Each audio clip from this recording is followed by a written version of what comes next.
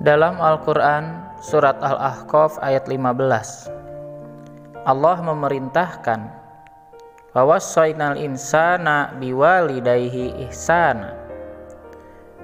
Kami wasiatkan kepada manusia untuk berbuat ihsan kepada orang tua. Ajaran Islam sangat menjunjung tinggi bagaimana bakti seorang anak kepada orang tua. Sampai Allah langsung berwasiat. Wasiat ini berkaitan dengan sesuatu yang sangat penting yang jangan pernah dilupakan. Tak heran, setiap bakti kepada Allah selalu disertai bakti kepada orang tua. Misalnya di dalam surat Luqman, ketika Allah menyuruh manusia untuk bersyukur, anishkurli wali walidaik, bersyukurlah kepadaku dan kepada kedua orang tuaku. Begitulah ajaran Islam begitu indah, mengajarkan seorang anak jangan pernah lupa kepada orang tuanya. Dan orang tua ini menjadi kunci kemudahan bagi seseorang. Kalau ingin dimudahkan hidupnya, ingin dunia tunduk, perlakukanlah orang tua seperti raja. Siapapun orang tuanya, baik orang tua kita itu adalah orang tua yang soleh ataupun orang tua durhaka. Pernah ada sahabat Nabi yang terkenal di dalam riwayat-riwayat yang sahih, seorang ibu yang mogok makan, gak mau makan karena anaknya masuk Islam. Dia mau makan kalau anaknya keluar dari agama Islam. Ini panduan yang sangat indah bagi kita, membedakan kasih sayang sejati dan kasih sayang yang semu. Anaknya tetap berbakti, berbuat baik, memberikan pelayanan yang terbaik, sampai-sampai berbicara begini, wahai ibu, seandainya ibu punya 100 nyawa, lalu tidak makan, mati lagi. Kalau ibu berharap saya harus keluar dari agama Islam, saya tidak akan pernah itu lakukan. Tetapi bakti saya kepada ibu tetap akan dilakukan sesuai tuntunan baginda Nabi. Maka akhirnya ibu itu pun kalah dan membiarkan anaknya beragama Islam. Jadi patuh kepada orang tua bukan berarti patuh segala-galanya. Dibimbing dengan pedoman yang benar dalam Al-Quran. Maka dalam surat Luqman, wa in jahadaka ala an tusyrika bi ma laisa laka bihi ilmun fala tuti'huma wa shahibhuma fid dunya ma'rufa. Jadi kalau ada orang tua mengajak kepada kedurhakaan kepada Allah, maka jangan pernah ditaati, tetapi tetap harus berbuat baik di dunia ini sebagaimana kita mampu. Dan ini ada kisah yang sangat menarik ya. Ada Aid Al-Qarni, sahabat Aid Al-Qarni bukan terkenal, bukan orang bangsawan, diijabah doanya karena bakti kepada ibunya. Ini pelajaran bunda dan ayah bagi kita semua. Hari ini yang masih punya orang tua, carilah ridho mereka. Ridallahu fi ridal walidain wa sukhtullah fi sukhtil walihadain. Ridho Allah ada pada ridho orang tua, kemurkaan Allah ada pada kemurkaan orang tua. Jangan pernah kita sakiti mereka. Kalau seandainya kita menyakiti mereka dan itu dibenarkan oleh Allah Subhanahu wa taala, jangan harap hidup kita akan bahagia. Carilah ridho mereka. Insya Allah Allah akan mudahkan segala urusan kita. Nah, ada fakta yang menarik. Kalau orang tua kepada anak, dia akan mengorbankan apapun demi kebahagiaan anak, demi kesehatan anak. Jadi ada perbedaan. Orang tua kaya, anak kebawa kaya. Tapi anak kaya, orang tua belum tentu kebawa kaya. Orang tua satu punya anak 10, semuanya keurus. Tapi anak yang 10 belum tentu bisa ngurus orang tua. Kadang-kadang menjadi anak suka hitung-hitungan kalau berbuat baik pada orang tua. Orang tua pinjam uang, kita tagih-tagihkan. Dan ini memang fakta, terutama setelah anak itu setelah anak menikah, biasanya terlalu fokus kepada anak istri, orang tua diabaikan, jarang mungkin ditelepon juga sekali-kali. Punya keinginan orang tua yang kita utamakan anak dulu dan istrinya. Tentunya ini bagi laki-laki sebuah kekeliruan, sebab ada seorang sahabat yang bernama Alqamah. Dia semenjak menikah menyakiti ibunya karena mengutamakan istrinya sampai menyakiti ibunya, dan ibunya sakit hati sehingga ketika sakaratul mautnya disusahkan oleh Allah Subhanahu wa taala. Padahal Alqamah itu orang soleh yang mentalkinkan ketika sakaratul mautnya orang-orang yang dijamin masuk surga, sahabat-sahabat Nabi yang mulia seperti Bilal bin Rabah dan yang lainnya. Tapi ketika menyakiti ibunya, sungguh itu membuat Allah murka. Ibunda dan ayah, ini ada kisah kalau Nabi Ibrahim mendapat sebutan Khalilullah, sedangkan Nabi Musa mendapat sebutan Kalimullah. Kalimullah artinya orang yang bisa berbicara langsung dengan Allah. Jadi manusia yang khusus pernah berbincang-bincang dengan Allah itu adalah Nabi Musa. Beberapa kali beliau bermunajat langsung kepada Allah di Bukit Tur Sina.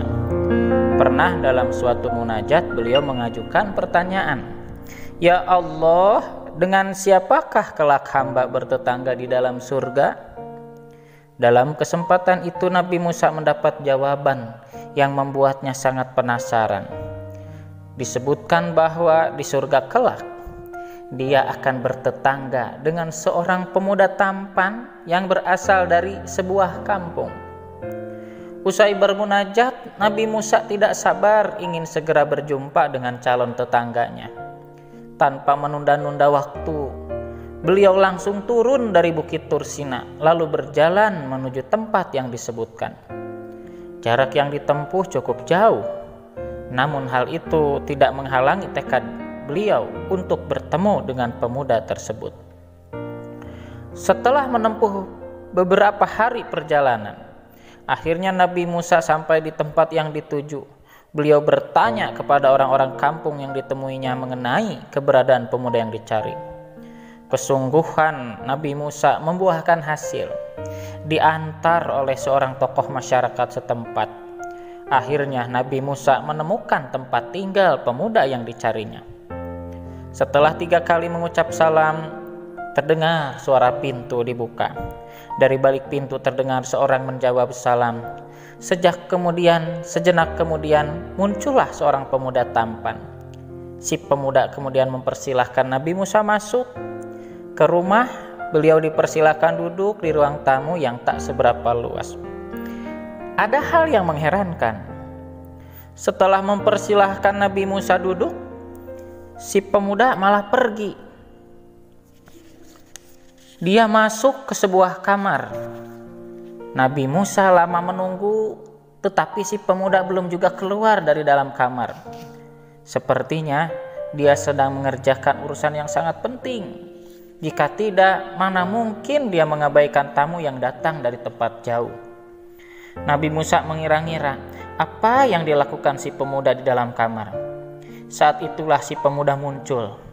Tetapi kali ini dia membawa seekor babi betina yang bersih dan gemuk dari dalam kamar. Babi ini dibopongnya dengan lemah lembut. Sepertinya si pemuda takut membuatnya merasa terganggu atau kesakitan. Nabi Musa sangat kaget dan heran. Keheranan Nabi Musa semakin bertambah ketika si pemuda membawa babi itu ke kamar mandi dan memandikan babi itu. Sungguh aneh, apalagi setelah melihat si pemuda menggosok-gosok tubuh babi itu dengan lembut, kemudian dikeringkan dengan handuk. Kini tubuh babi itu terlihat lebih bersih dan segar. Tidak ada bau kurang sedap keluar dari tubuhnya. Sesekali terlihat si pemuda mencium babi itu. Kemudian si pemuda membawa babi itu ke dalam kamar. Tidak lama berselang, Si pemuda keluar lagi dari dalam kamar. Kali ini dia membawa seekor babi jantan. Tubuhnya lebih gemuk daripada babi yang pertama. Babi ini juga mendapat perlakuan yang kurang lebih sama dengan babi betina tadi. Babi ini dimandikan, digosok-gosok, dibersihkan dan dikeringkan dengan handuk. Beberapa kali dia mencium kepala babi ini seraya mengantarkannya ke dalam kamar. Usai memandikan sepasang babi, barulah si pemuda menemui Nabi Musa di ruang tamu. Seperti tidak sabar, langsung saja beliau bertanya kepada si pemuda, "Saudaraku, kalau boleh tahu, engkau ini beragama apa sih?" "Saya beragama tauhid," kata si pemuda. "Lalu mengapa engkau memperlakukan 2 ekor babi tadi sedemikian hormat? Sungguh sikap yang tak lazim dilakukan oleh orang yang beragama tauhid." "Begini," kata si pemuda, "kedua babi tadi sebenarnya bukan babi biasa, tetapi babi jadi-jadian. Mereka adalah ayah dan ibu saya," ungkap si pemuda itu. "Terus kenapa mereka menjadi sepasang babi?" tanya Nabi Musa semakin penasaran. "Ayah dan ibu saya telah berbuat dosa besar. Sebagai hukumannya, Allah mengubah rupa mereka menjadi babi yang jelek dan kotor." "Ayah dan ibumu berdosa besar, tetapi kenapa engkau mau mengurus mereka dengan telaten?" Kata si pemuda, "Orang tua dan berbakti kepada mereka adalah 2 hal berbeda. Urusan dosa mereka itu terserah Allah. Kewajiban saya sebagai anak adalah berbakti kepada mereka, yang lainnya tidak. Apakah engkau tidak merasa malu? Baik buruk mereka itu orang tua saya. Saya terlahir dari rahim ibu dan makan dari rizki hasil usaha ayah saya. Saya bisa seperti ini tidak terlepas dari keberadaan mereka. Setiap hari saya berdoa agar mereka mendapatkan ampunan Allah. Tiada pernah bosan saya memohon supaya Allah mengubah kembali rupa mereka seperti sedia kala. Namun sampai detik ini Allah belum berkenan mengabulkan." Kini Nabi Musa mengerti mengapa pemuda ini akan menjadi tetangganya di dalam surga kelak. Pemuda ini begitu berbakti kepada orang tua, bahkan sekalipun mereka telah berubah rupa menjadi 2 ekor babi.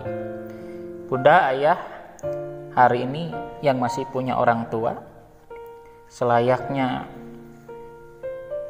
kita memperlakukan sebaik-baiknya. Mumpung mereka masih ada, sebelum kita menyesal nanti seandainya orang tua sudah masuk ke alam kubur, di atas kuburan pun kita merintih menangis, meminta ampun kepada orang tua karena dosa-dosa kita. Belum sempat selama hidup kita membahagiakan mereka, itu tidak akan pernah berguna. Mudah-mudahan dengan kita berbakti kepada orang tua hari ini, memberikan contoh bagi anak-anak kita bagaimana memuliakan orang tua, karena anak akan melihat bagaimana orang tuanya memperlakukan orang tuanya. Di masa yang akan datang, anak-anak kita akan berbakti seperti pemuda ini. Ini adalah contoh yang sangat menakjubkan. Kadang-kadang kita melihat orang tua yang kesal, yang durhaka, kita suka kesal, suka menyalah-nyalahkan, seolah-olah tak layak berbakti kepada mereka. Apalagi kalau kita punya orang tua soleh, jangan pernah kita menghancurkan nama baiknya. Jangan pernah sampai-sampai mereka mengeluarkan air mata karena bingung dan sedih dan sakit hati oleh kita. Na'udzubillahi min dzalik. Semoga bermanfaat.